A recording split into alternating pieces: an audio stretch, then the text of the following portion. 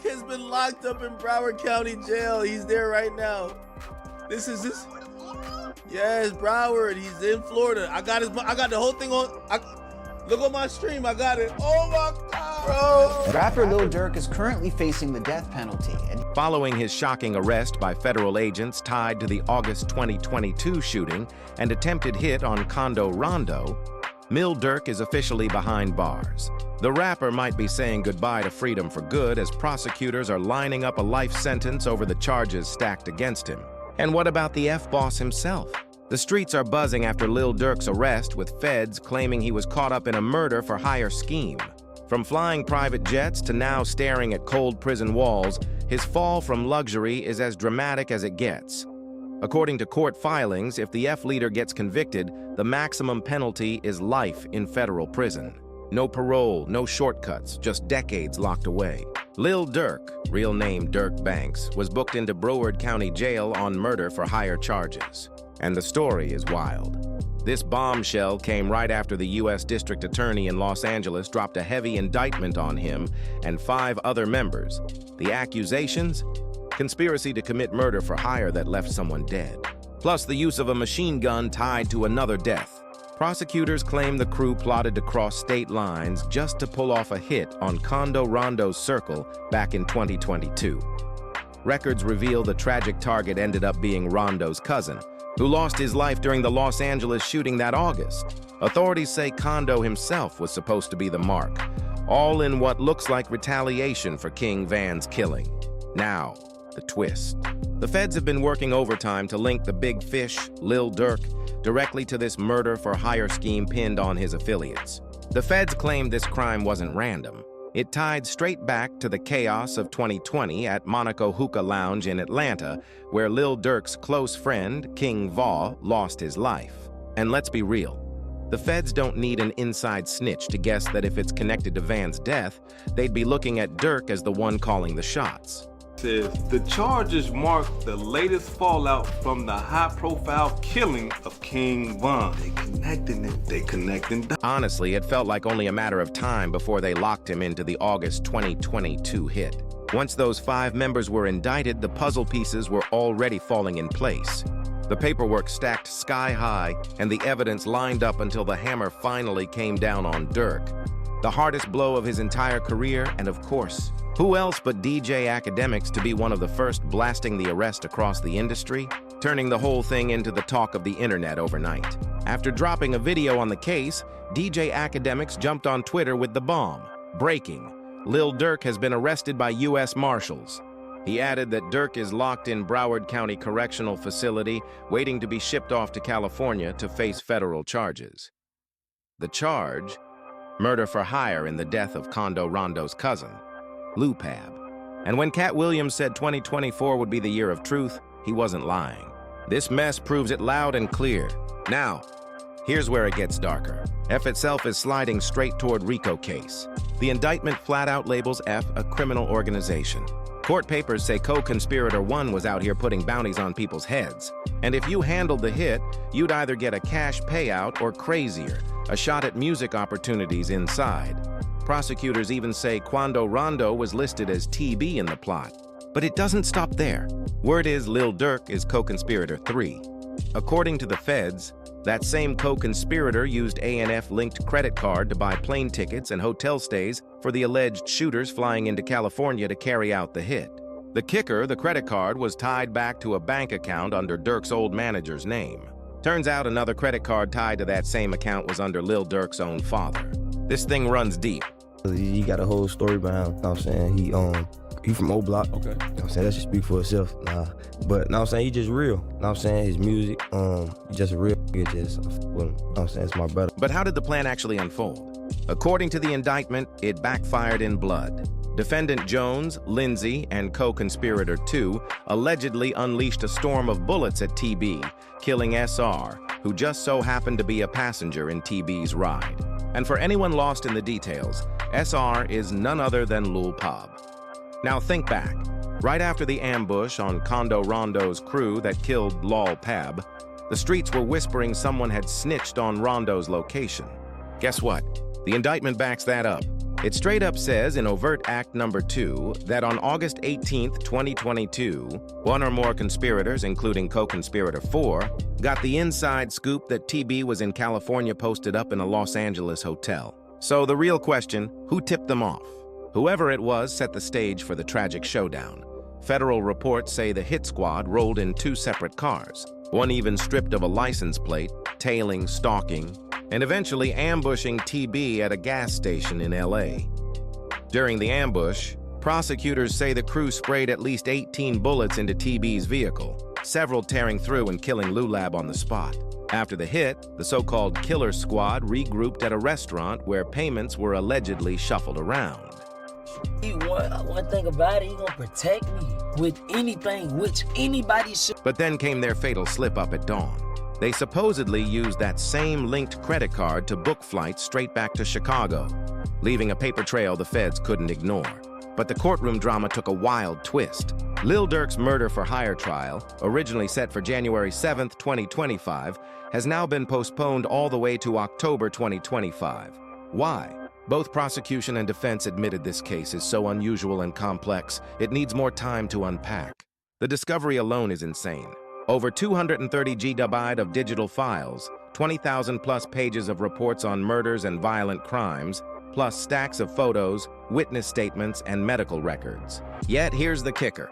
That mountain of evidence wasn't the only reason for the delay. The bombshell came when an FBI agent in Chicago filed a newly unsealed affidavit tying Lil Durk to yet another murder-for-hire plot. And while Durk hasn't officially been charged in that one, the shadow hanging over him just got even darker. The newly unsealed affidavit dropped a bomb pointing to text messages and social media chats where 2 people openly discussed getting paid by Durk. Sure, ma'am. But a chain, ma'am, ma'am, when they come to jury, ma'am, only people with bad intentions who clout chasing and stuff looking to try to take a nigga chain. Ma'am, a $50,000-$60,000 chain, ma'am, like go buy that. That's $50,000-$60,000, like, that's not nothing. The payment prosecutors claim was tied to the 2022 murder of 24-year-old gangster disciple leader Stephen M. Word on the street says that hit was payback for the murder of Lil Durk's brother D. Thang. Back in June 2021, D. Thang was gunned down allegedly by a GD member. And ever since, whispers say Durk has never stopped sliding for his blood. The affidavit even alleges that Durk was and still is offering money to take out anyone tied to his brother's killing, including his longtime rivals, the gangster disciples. No wonder his legal team failed to get him out on pre-trial release. Prosecutors slammed that door shut fast, waving around the FBI agent's affidavit as proof that Durk is too dangerous to be back on the streets before trial. Court filings argue the affidavit underscores exactly why the rapper should stay locked up until Judgment Day. Let's be real, Lil Durk is tangled in this nightmare because fans kept pushing the Slide for Vaughn campaign, pressuring him to get revenge for his best friend's death. Prosecutors now see this not just as a random act, but as part of a deeper war brewing from way back. It all traces to that infamous 2020 clash between Quando Rondo's crew and King Von in Atlanta. The fight that ended with Vaughn losing his life. While digging through this case, I spotted a YouTube comment that nailed it perfectly. The user wrote, "It's truly sad that all this chaos started from an ego-driven fistfight in 2020. Now all that's left are the consequences that Durk may carry for life. And the crazy part? That single observation hits harder than any headline. Because whether you agree or not, it's clear Durk felt trapped. Fans screaming for revenge, loyalty to Vaughn, and a storm of choices that pulled him straight into the feds' crosshairs. Let's dive into the bond between Durk and his evil twin, King Von. Lil Durk, real name Durk Derek Banks, was born October 19, 1992, and raised in Englewood on Chicago's South Side, a neighborhood infamous for crime and gang wars. That environment carved out much of who he became. Durk's childhood was anything but easy. His father got locked up when Durk was just 7 months old, leaving him to grow up in the middle of chaos. Those hardships fueled his hunger to escape the trenches, pushing him from the slums all the way to rap stardom. Music wasn't just his dream, it was his lifeline out of the streets. Now flip the story to King Von. Born Davon Daquan Bennett on August 19, 1994. He came up in O Block, a hood named after a fallen gang member and easily one of the most feared areas in Chicago. 12 years. 12 got years? out, interviewed, said he kept it real, brought him cars, gave him 50,000. Right. This. Made mention that ain't no smut on his name. He ain't never been a rat. Caught a gun case, but eventually he Vaughn's upbringing mirrored Durk's, stamped by violence, loss, and the constant fight to survive. Vaughn grew up losing friends left and right to the streets, and by a young age, he was already facing run-ins with the law. But even through all that chaos, his raw charisma and sharp storytelling made him stand out from other rappers around him. Quickly catching local buzz, Durk, already a name in Chicago's rap scene, spotted Vaughn's potential immediately. He pulled him in, offering guidance, connections, and real support as Vaughn tried to navigate the cutthroat music industry. But their bond went deeper than music. It was about survival, loyalty, and having each other's back in a world where trust could cost your life. That mutual respect built the kind of friendship that shaped both their careers and personal lives forever. And to show just how real it was, here's what Lil Durk once said about Vaughn during his Breakfast Club interview. As their bond grew stronger, Durk officially signed King Vaughn to his OTF label, a huge milestone that kicked off their professional brotherhood. Vaughn wasted no time making noise. His debut mixtape, Grandson Volume 1, dropped in 2019, featuring 2 collabs with Durk, Crazy Story 2.0, and Twin Nim. The project was a breakout success with Vaughn's gritty storytelling, pulling fans in and locking down his spot as one of rap's rawest voices. The chemistry between the so-called evil twins was undeniable, both in music and in the streets. But here's the thing, Vaughn wasn't new to danger. Before music, he was already feared in the streets, only picking up rap seriously after beating a murder case in 2017. That explains why his lyrics stayed so raw and aggressive. He never fully left the streets behind. Vaughn threw shots at any rapper who crossed him and relentlessly dissed his rivals, especially STL, the gang just a block from O Block, home turf of the Black Disciples. As a teen, Vaughn got pulled deep into the violent pull of Chicago's gang culture. He joined the Black Disciples, one of the city's most feared and long-standing crews. Lured by the promise of power, respect, and protection, Vaughn's rise was fast. His fearlessness and ruthless rep put his name on the map early. Before long, his name was being whispered across the city, tied to violence and payback. Saying my whole time in jail, that stayed, bro. Like, before the money, you know what I'm saying? That was broke. I remember when the money wasn't there. One of the first incidents that stamped his reputation was the killing of King Doc on April 28, 2012. Doc, a rival gang member, was ambushed and shot as he walked into a convenience store. A brutal hit that left the whole community in shock. After the shooting, Doc stumbled into a patch of weeds where his body went unnoticed for hours until his 16-year-old cousin, Medell McCam, tragically discovered him dead.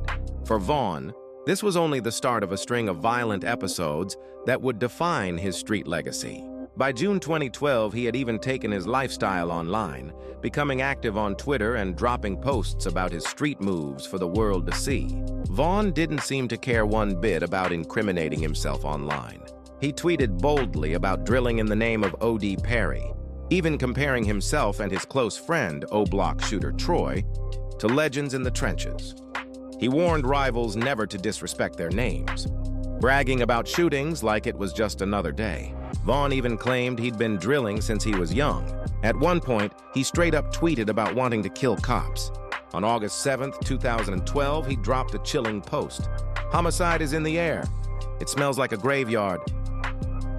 Just hours later, in the early morning of August 8th, a crew from O Block, rumored to include Vaughn and Troy, went hunting for enemies. That same night, Dirty Ree, real name Terrell Joshua, a well-known STL and Jarrow City affiliate, was shot down. His body was discovered on a Washington Park sidewalk just before 3:30 a.m. Incidents like this painted the pattern. Vaughn's reputation wasn't just rap hype. It was tied to a real cycle of violence and retaliation. Vaughn's rep as a straight-up killer only grew darker with every body added to his name. On the streets of Chicago, whispers turned into full-blown legend. Vaughn was feared by many, with his alleged ties to multiple murders fueling the image of a man with no limits. The next bloody chapter brought the tragic deaths of Model P5 and Lil James, stacking even more weight onto his already menacing reputation. By this point, people painted him as a rapper with one of the highest body counts in the game.